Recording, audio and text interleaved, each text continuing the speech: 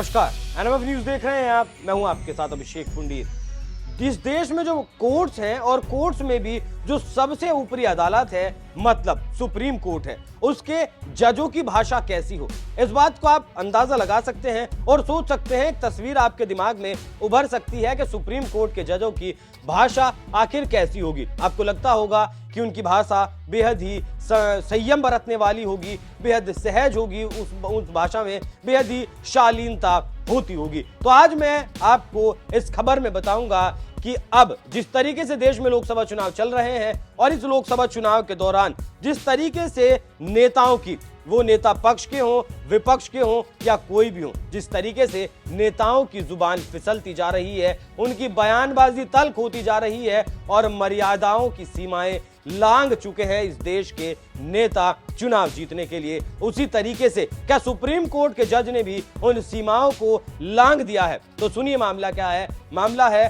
भ्रामक विज्ञापन का, जिसमें बाबा रामदेव और आचार्य बालकृष्ण की मामले में सुप्रीम कोर्ट में सुनवाई चल रही है। पतंजलि पर ऐसे आरोप हैं कि उसने अपनी कुछ दवाओं को लेकर भ्रामक विज्ञापन चलाए। हालांकि सुप्रीम कोर्ट की तरफ से 3 बार उसे आदेश दिए गए कि इस तरीके के जो आपके भ्रामक विज्ञापन है उन्हें आप बंद कर लें, लेकिन पतंजलि ने नहीं किया। उसके बाद सुप्रीम कोर्ट की तरफ से एक प्रोडक्ट पर 1 करोड़ रुपए का जुर्माना भी ठोक दिया गया। उसके बावजूद भी ये विज्ञापन बंद नहीं हुए और उसके बाद ये शिकायत मैं आपको बता दूं, इंडियन मेडिकल एसोसिएशन ने सुप्रीम कोर्ट में दर्ज करवाई थी पतंजलि के खिलाफ। उसके बाद अभी पिछली सुनवाई जब सुप्रीम कोर्ट में इस मामले की हुई तो बाबा रामदेव और आचार्य बालकृष्ण ने इस मामले में बिना किसी शर्त के माफी मांगी। 2 अप्रैल को भी माफी मांगी थी और जो पिछली सुनवाई हुई है उसमें भी माफीनामा दर्ज करवाया। लेकिन सुप्रीम कोर्ट की जो पीठ इस मामले की सुनवाई कर रही है उसने वो माफीनामा लेने से इनकार कर दिया और अंजाम भुगतने तक कह दिया।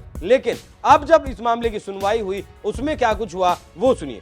दरअसल सुप्रीम कोर्ट में इस मामले की सुनवाई जस्टिस हिमा कोहली और जस्टिस एहसानुद्दीन अमानुल्लाह की पीठ इस मामले में सुनवाई कर रही है और इसी मामले में सुप्रीम कोर्ट ने कड़ी टिप्पणी की। जस्टिस अमानुल्लाह ने इस मामले पर निष्क्रियता बरतने के लिए उत्तराखंड के राज्य लाइसेंसिंग प्राधिकरण के प्रति कड़ी नाराजगी जताते हुए कहा कि हम आपकी बखिया उधेड़ देंगे। अब इस कड़ी टिप्पणी को लेकर सुप्रीम कोर्ट के सीजेआई जजों ने नाराजगी जाहिर की है।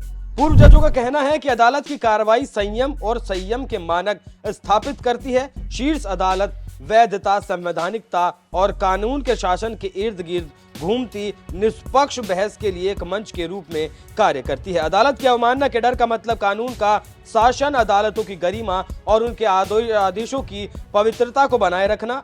और साथ ही जजों का ये भी कहना है कि बखिया उधेड़ देंगे जैसी धमकी है, ऐसे शब्द धमकी होते हैं, ये कभी भी संवैधानिक न्यायालय के जज के उस बयान का हिस्सा नहीं हो सकता जिसे आगे चलकर मानक माना जाए या उसकी नजीर दी जाए। तो जिस तरीके से सुप्रीम कोर्ट के वकील ने इस मामले में कहा है कि हम आपकी बखिया उधेड़ देंगे, तो एक तो इससे ऐसा लगता है कि जज कहीं ना कहीं इस मामले में पर्सनली अटैच हो चुके हैं और जो पतंजलि की तरफ से 3 आदेशों की अवमानना की गई, शायद कहीं ना कहीं जज उस मामले को पर्सनल ले चुके हैं और उन्हें लग रहा है कि हमारे आदेश की अवहेलना कोई नहीं कर सकता। लेकिन अगर आदेश की अवहेलना की है तो आपका काम है, आप सजा दें, कड़ी से कड़ी आप सजा दे सकते हैं। 1 करोड़ रुपए प्रति प्रोडक्ट के हिसाब से आप जुर्माना भी लगा चुके हैं। लेकिन अगर सुप्रीम कोर्ट की भाषा इस तरीके की होगी तो क्या इस तरीके की भाषा को आप नजीर के रूप में पेश कर सकते हैं? वही बात पूर्व जजों ने भी कही।